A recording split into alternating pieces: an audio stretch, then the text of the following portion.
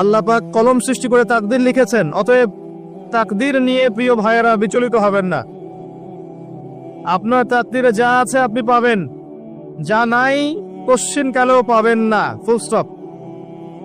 আপনার তাকদীরে যা আছে আপনি পাবেন, না পেয়ে আপনি দুনিয়া থেকে যাবেন না, ফুল স্টপ।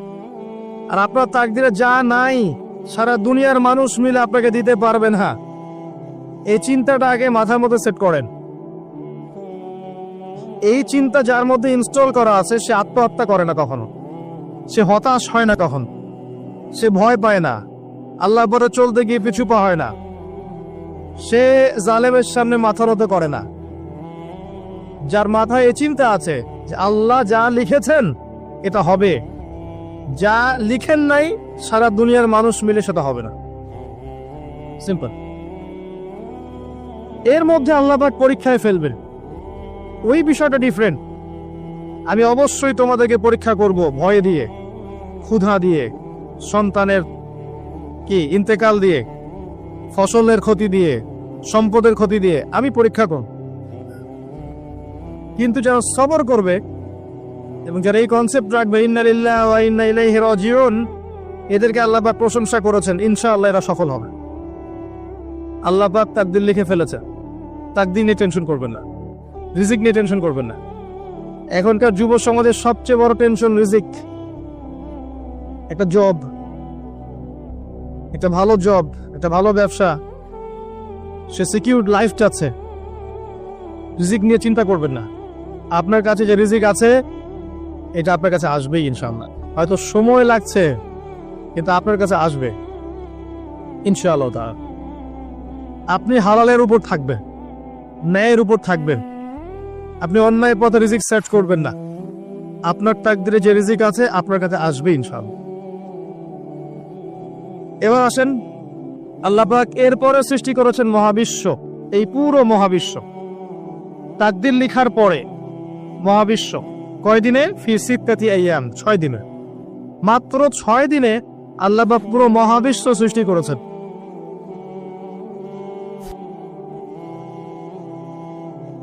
হুয়াল্লাযী খালাকাস সামাওয়াতি ওয়াল আরদা ফি সিত্তাতি আইয়াম সুম্মা ইসতাওয়া আলাল আরশ। সূরা হাদীদের মধ্যে এটা আছে।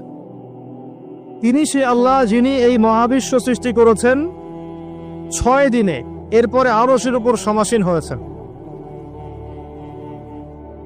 আল্লাহ পাক এর একদিন আমাদের একদিনের মতো নয়, বরং কিয়ামতের মাঠে যেদিন আমরা দাঁড়িয়ে থাকব এই দিনটা হবে আল্লাহর হিসেবে 50,000 বছরের সমান। মানুষ অস্থির হয়ে থাকবে, বিচার শুরু হচ্ছে না কেন। অপেক্ষা করা কাজটা খুব যন্ত্রণাদায়ক, তাই না? কারো জন্য অপেক্ষা করা, অপেক্ষা করে আছেন, 1 ঘন্টা পর আসবে, এলো না, আপনি অস্থির হবেন। 2 ঘন্টা পর এলো না, 10 ঘন্টা পর এলো না, আপনি অস্থির হবেন, পায়চারি করবেন, বই পড়বেন, নাস্তা খাবেন, হাঁটাহাঁটি করবেন, আপনি ব্যাকুল হয়ে যাবেন। অপেক্ষা করা একটা ডিফিকাল্ট কাজ। কিয়ামতের মাঠে মানুষ 50,000 বছর অপেক্ষা করবে, বিচার শুরু হচ্ছে না কি জন্যে। সবাই গিয়ে ধন্না দিবে, প্রথমে আদম আলাইহিস সালাম, তারপরে নূহ আলাইহিস সালাম, ইব্রাহিম, মূসা, ঈসা আলাইহিমুস সালাম। আল্লাহর কাছে একটু সুপারিশ করেন, বিচার যেন শুরু হয় অ্যাটলিস্ট। কেউ কিচ্ছু করতে পারবে না, কারণ সবাই বলবে ইয়া নাফসি, ইয়া নাফস। দূর থেকে একজনের আওয়াজ আসবে, যিনি ইয়া নাফসি বলছেন না, যিনি বলছেন ইয়া উম্মতি, ইয়া উম্মতি। সবাই তার কাছে যাবে এবং তিনি আমাদের নবী মুহাম্মদুর রাসূলুল্লাহ সাল্লাল্লাহু আলাইহি ওয়াসাল্লাম সিজদায় পড়ে যাবেন এবং তার উম্মার জন্য সুপারিশ করবেন। উম্মার কবিরা গুনাহগার ব্যক্তিদেরকে সুপারিশ করে তিনি জান্নাতে নিয়ে যাবেন ইনশাআল্লাহ। আল্লাহ তাকে ওয়াদা করেছেন, হে নবী, তোমার উম্মতের কোনো ব্যক্তি যদি শিরিক না করে আমার সামনে উপস্থিত হয় আমি তাকে মাফ করে দেব ইনশাআল্লাহ।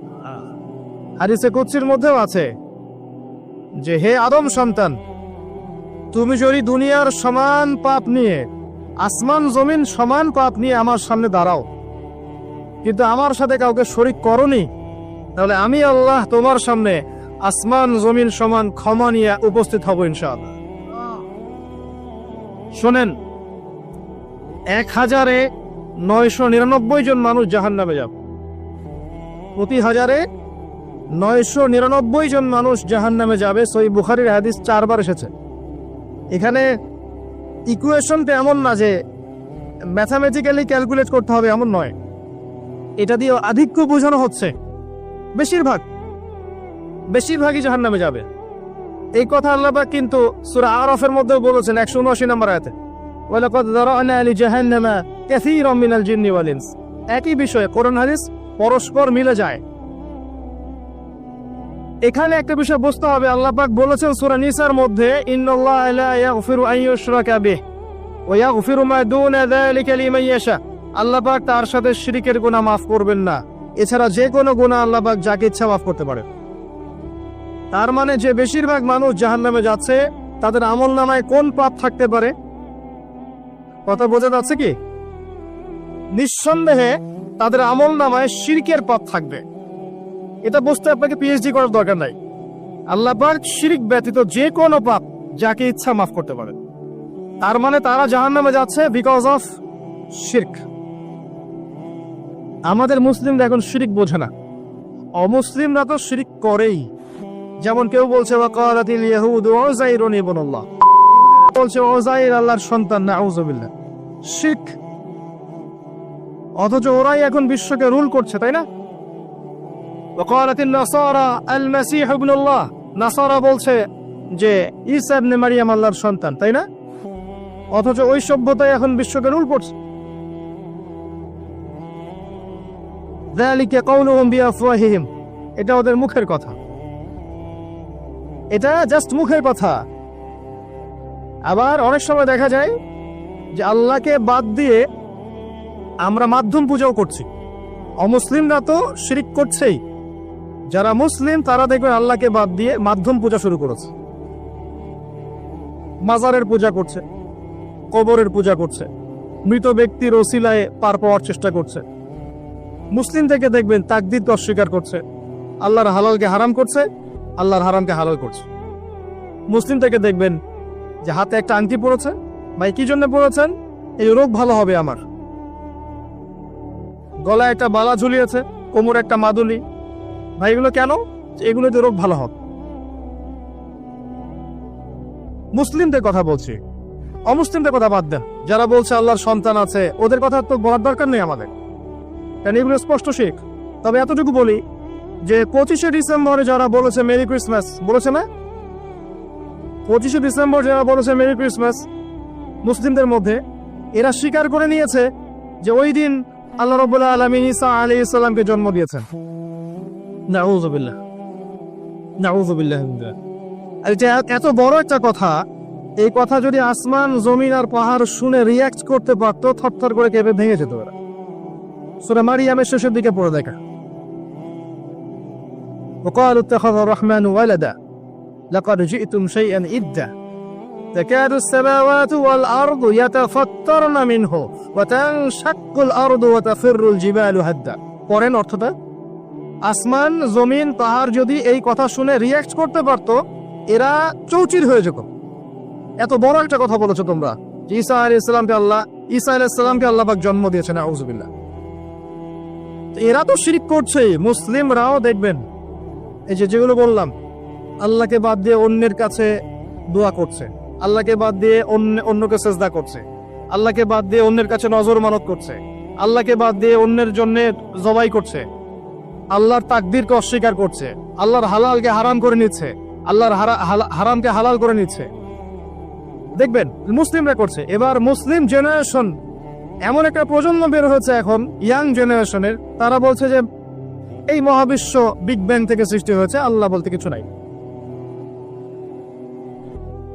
আপনি বোঝেন কি কারণে প্রতি 999 পিপল জাহান্নামে কেন যাবে? কারণটা কি? শিরক। আর এই শিরকটা হচ্ছে আপনার চিন্তায়, আপনার কথায় এবং আপনার কাজে।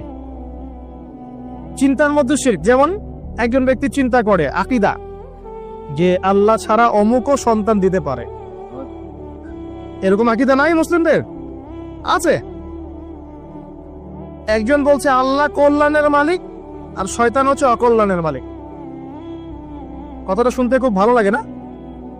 অকল্যাণ হয়তো আল্লাহর পক্ষ থেকে আসে না, আল্লাহ পবিত্র, অকল্যাণ শয়তানের পক্ষ থেকে আসবে। ব্যাপারটা কি এমন?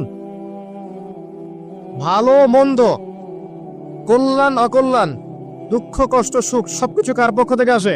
তা এমন নয় যে ভালোগুলো আল্লাহ দেন, অকল্যাণগুলো শয়তান দেয়, নাউযুবিল্লাহ। এরকম আকীদা আছে মানুষের। কিছু মানুষ বলছে তাকদীর বলতে কিচ্ছু নাই, মানুষ নিজেই তার কর্মের নিয়ন্ত্রণ। সে কিছু মানুষ বলছে যে ভাগ্যই সব, মানুষের কাজের কোনো স্বাধীনতা নাই। মানে ভাগ্যই সব, আমার কাজের কোনো স্বাধীনতা নাই, আমি কলের পুতুল। চুরি করেছো কেন? আল্লাহ তাকদীর লিখেছে তাই। সুদ খাও কেন? ঘুষ খাও কেন? রিলিফের মাল মেরে খাও কেন? আল্লাহ তাকদীর লিখেছে তাই। এরকমও কিছু মানুষ আছে। প্রত্যেক পদে পদে আপনি শিরক পাবেন। আপনি আল্লাহকে ছাড়া সেজদা দেখতে পারবেন, আল্লাহকে ছাড়া মানুষ নজর করছে, মানত করছে, কসম করছে, কুরবানি করছে, সেজদা করছে, দোয়া করছে এবং ওসিলা পূজা করছে যে আল্লাহ বাদ দিয়ে অমুকে আমাকে পরকালে পার করিয়ে দিবে। নাউযুবিল্লাহ বলছেন ঠিকই, কিন্তু আমাদের দেশের বহু মানুষের আকীদা এমন যে আমাকে পরকালে পার করায় দেওয়ার লোক আছে, সমস্যা নাই। শোনেন, পরকালের প্রতিটা সুপারিশ আল্লাহর ইখতিয়ারে। একজন শহীদ, আল্লাহর পথে শহীদ, তিনি কিন্তু সুপারিশ করবেন, কিন্তু তিনি নিজের ক্ষমতায় করবেন না আল্লাহর ক্ষমতায় করবেন? আল্লাহর ক্ষমতা। আলেম, হাফেজ, আল্লাহর পথের যারা মুজাদ্দিদ ছিলেন, আল্লাহওয়ালা আউলিয়া মানুষ, নবীগণ, সিদ্দিকগণ, সুহাদা, সুপারিশ করবেন নিজেদের ক্ষমতায় না আল্লাহর ক্ষমতায়? আকীদা স্পষ্ট না থাকলে তখন আমল করতে গিয়ে শিরক হয়ে যাবে। আর শিরক হলেই কি হবে? ওই যে বললাম, প্রতি হাজারে 999 জন মানুষ জাহান্নামে যাব। এবার আসেন, আল্লাহ পাক মহাবিশ্ব সৃষ্টি করেছেন কয় দিনে? এই কিয়ামতের মাঝ কত বছর হবে? কে সেজদা করবেন, সুপারিশ করবেন আমাদের জন্য? মুহাম্মদ সাল্লাল্লাহু আলাইহি ওয়াসাল্লাম। এবার আসেন, যে নবী আমার জন্য সুপারিশ করবেন, যেই নবী আমার জন্য হাউজে কাউসারে দাঁড়িয়ে থাকবেন, যেই নবীকে আমাকে কবরে দেখানো হবে এবং জিজ্ঞাসা করা হবে মান হাযা রাজুল বুইসা ফীকুম, কতজন যুবক, কতজন মানুষ আর কতজন মুসলিম মুহাম্মদ সাল্লাল্লাহু আলাইহি ওয়াসাল্লামের এই সুন্নাহগুলো আমরা মেনে চলি।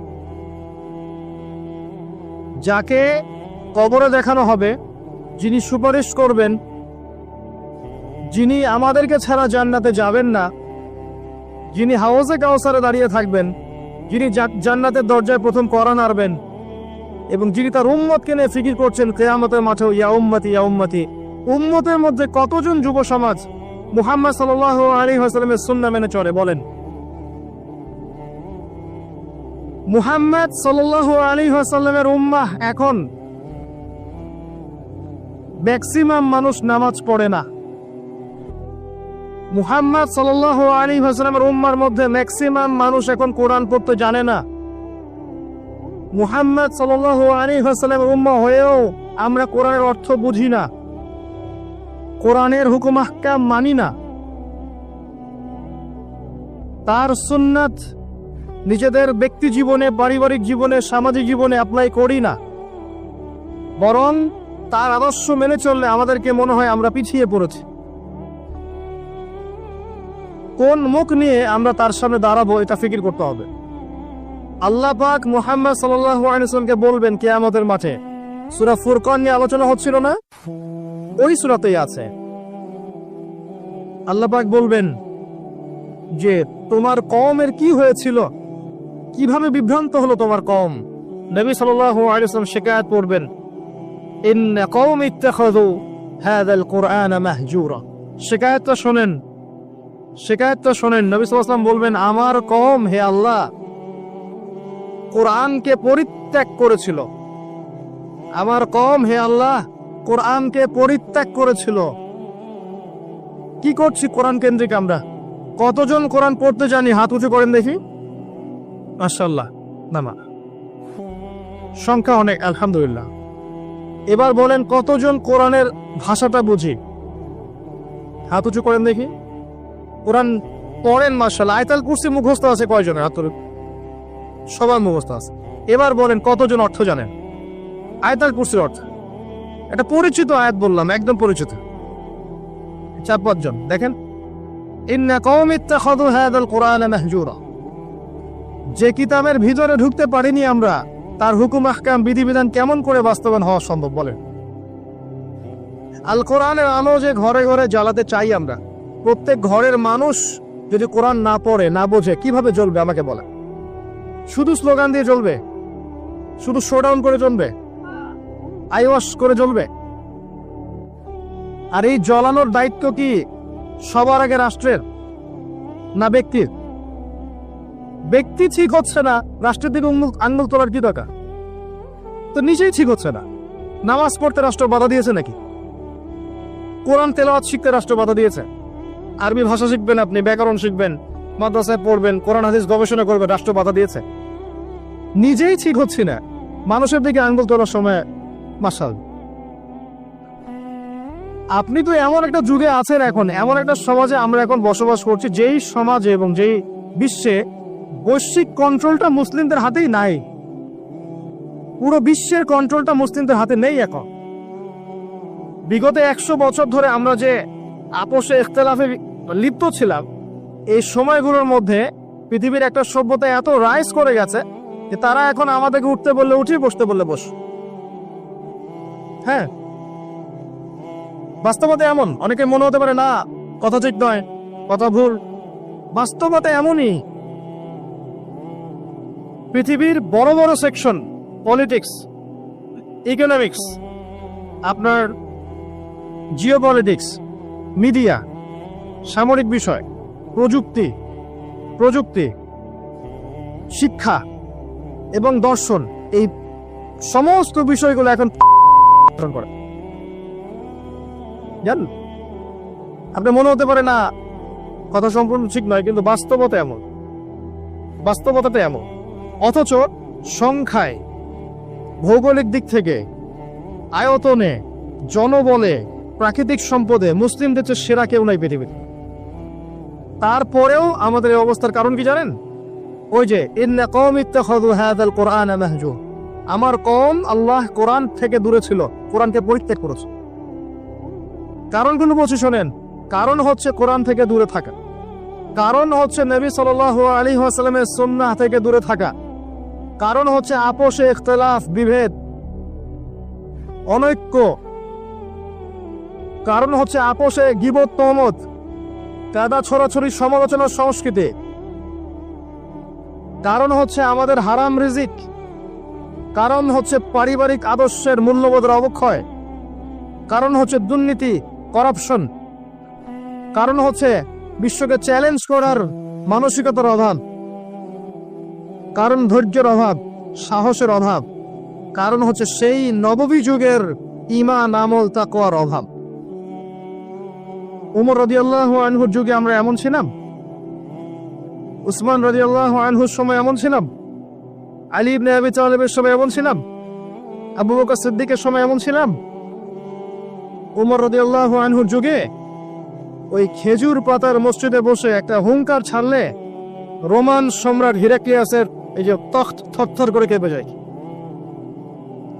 খেজুর পাতার মসজিদ, বসে আছেন, শুয়ে আছেন খলিফা মাটির মধ্যে, এই যে খেজুরের চাটাইয়ের উপরে।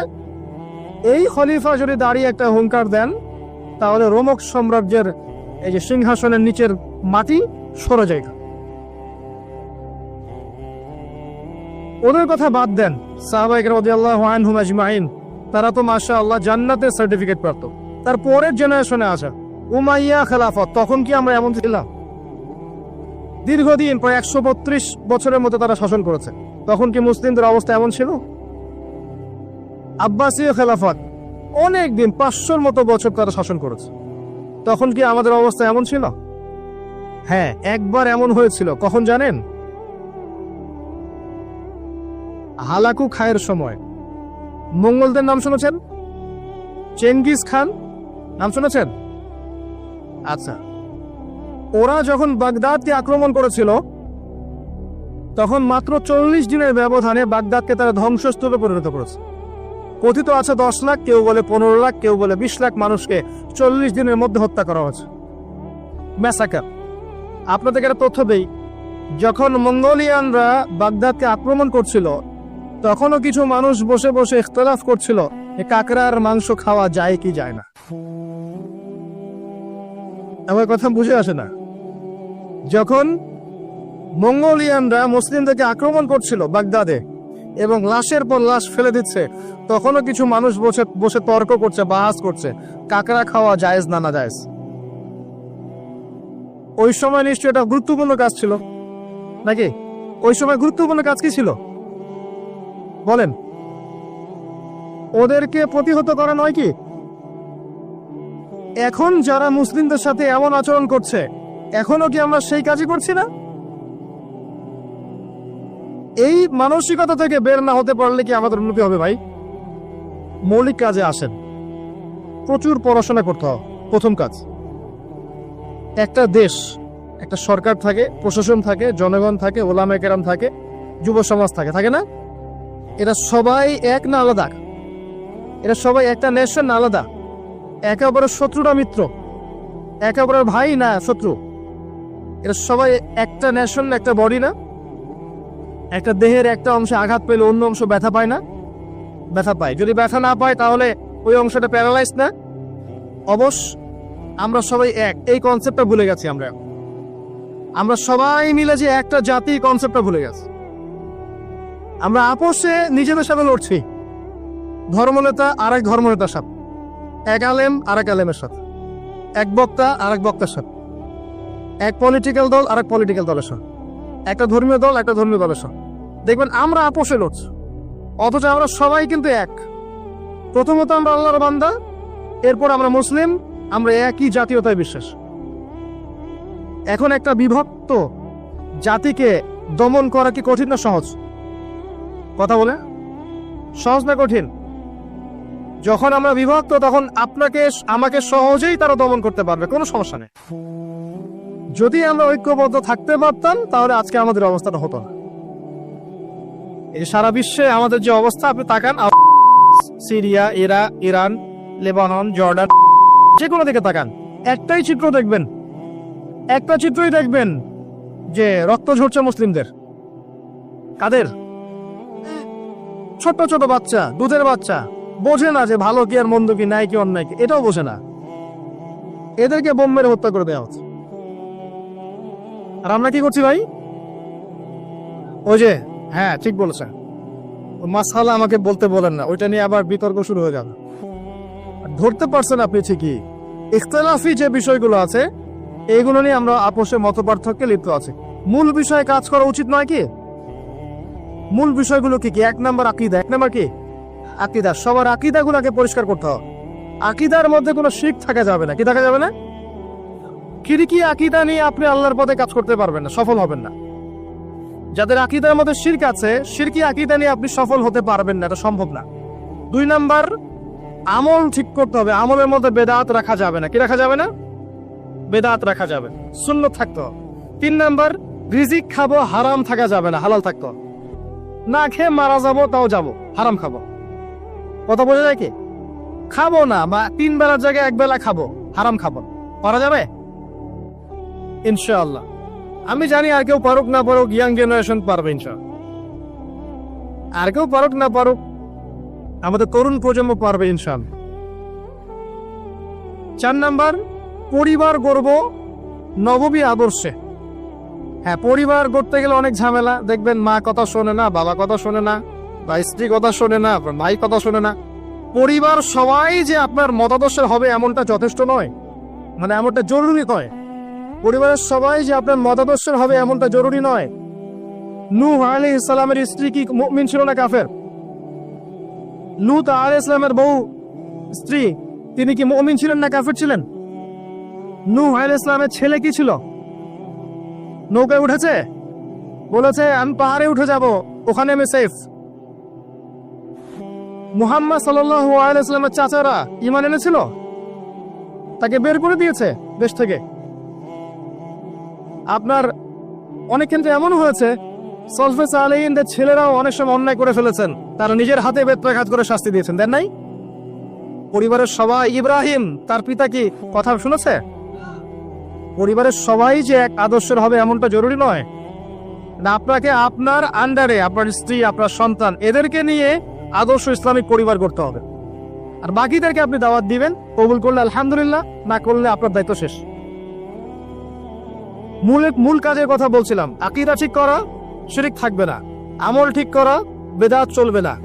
রিজিকে হালাল থাকবে, হারাম চলবে না। 4 নাম্বার, পরিবারের আদর্শ হবে নববী আদর্শে, এখানে কোনো অপসংস্কৃতি চলবে না। 5 নাম্বার, নিজের যেটুকু প্রতিভা আল্লাহ পাক দিয়েছেন এই প্রতিভাকে দিয়ে দিনের বিজয়ের চেষ্টা করতে হবে। আপনাকে আল্লাহ যা দিয়েছেন, মেধা, অর্থ, সময়, শ্রম, আপনার টাকা পয়সা, আপনার ভালো বুদ্ধি পরামর্শ, আপনি যতটুকু পারেন যে প্রতিভা আল্লাহ পাক দিয়েছেন ওই প্রতিভা দিয়েই দিনকে এগিয়ে নিতে হবে। পারা যাবে?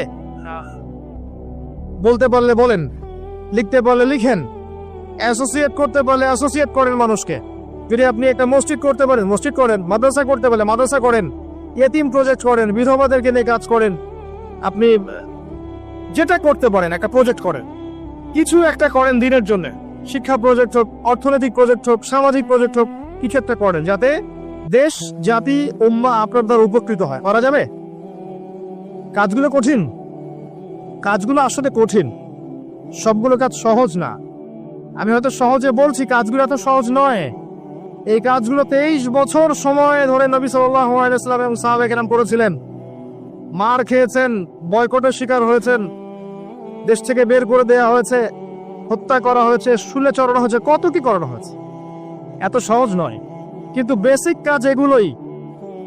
এমনি এমনি ইসলাম বিজয় লাভ করবে না। ইন্নাল্লাহা লা ইউগাইয়িরু মা বিকওমিন হাত্তা ইউগাইয়িরু মা বিআনফুসিহিম। আল্লাহ পাক কোনো কওমের অবস্থা ততক্ষণ পরিবর্তন করেন না যতক্ষণ তারা নিজেরা নিজেদের অবস্থা পরিবর্তনের চেষ্টা না করে।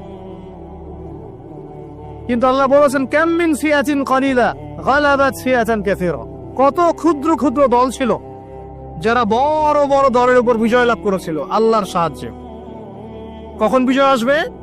একটা মূলনীতি বলছি, ইন তানসুরুল্লাহ ইয়ানসুরকুম। আবার বলেন, কি আয়াতটা বললাম? ইন তানসুরুল্লাহ ইয়ানসুরকুম ওয়া ইউসাব্বিত আকদামাকুম। যখন তোমরা আল্লাহকে সাহায্য করবা, আল্লাহ তখন তোমাদেরকে সাহায্য করবে।